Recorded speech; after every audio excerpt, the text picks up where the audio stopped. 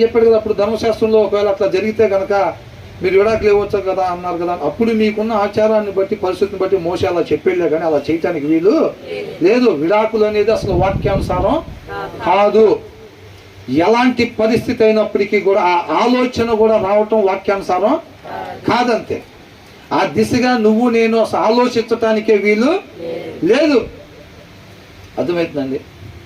దేవుడి ప్రేమలో అవతల మంచి ఉంటేనే మనం ప్రేమించేది లేదు. తర్వాత కాబట్టి ఏమంటున్నాడు, ఆయన నిత్యం ఆయన జ్ఞాపకం చేసుకోను. తర్వాత ఏమంటున్నాడు, చూసే ఏమంటా, దేవుడు గొప్ప వాళ్ళని సెలెక్ట్ చేసుకుని ఆయన చిత్తాన్ని నెరవేర్చుకుంటున్నాడా? వీళ్ళు ఎట్లాంటి వాళ్ళు అంట, కొద్దిగుండే వాళ్ళు అంటే. వీళ్ళు గొప్ప వాళ్ళని సెలెక్ట్ చేసుకుంటా, దేవుడే ఉంది నేను సెలెక్ట్ చేసుకున్నాక నా గొప్ప వాళ్ళని నేను కూడా చేస్తా ఆ కార్యం అనుకుంటారా లేదా? కాబట్టి గొప్ప వాళ్ళని సెలెక్ట్ చేసుకున్నాడా? అప్పుడు ఇది ఎంతమంది ఉన్నారంట, కొద్దిమంది అంట. ఎవరి మీద పోయినా ఓడిపోయి రావటమే వీళ్ళు. అట్లాంటి వాళ్ళని సెలెక్ట్ చేసుకుని ఆయన చట్టాన్ని నెరవేరిస్తే అప్పుడు ఏమనుకుంటారు, అది వీళ్ళ వల్ల ఇది కాదురా, పరువు దగ్గర నుంచి వీళ్ళైతే రాలేరురా, వీళ్ళకి ఆ బలం లేదు, వీళ్ళైతే రాలేదు ఖచ్చితం, వీళ్ళని ఎవరో తీసుకొచ్చారు గ్యారెంటీగా. అవునా?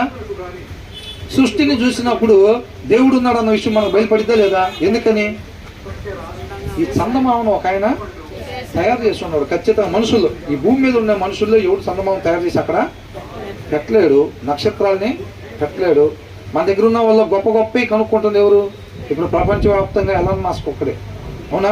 అంతకన్నా గొప్ప విషయాలు కనుక్కుంటున్న వాళ్ళు లేరు. మరి ఆయనైనా చందమామను తీసుకెళ్ళి పెడతాడా? సూర్యుని తీసుకొచ్చి పెట్టుంటాడా? చుక్కలను తీసుకొచ్చి పెట్టుంటాడా? అది ఏమనిపిస్తుంది చూసినప్పుడు?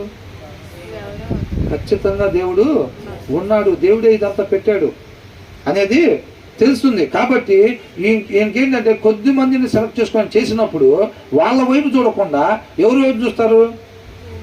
దేవుడి వైపు చూస్తారు. ఈ సమస్త మానవాళి ఈ భూమి మీద వీళ్ళని ఎందుకు సెలెక్ట్ చేసుకున్నారంటే వాళ్ళంటే ఇష్టం అని కాదు. ఈ సమస్త మానవాళి, భూమి మీద ఉన్న సమస్త మానవాళి ఆయన వైపు చూడాలి, ఆయనగా తెలుసుకోవాలని చెప్పి ఈ కొద్ది మంది ఉన్న జనాభాని ఎన్నుకున్నాడు అనమాట.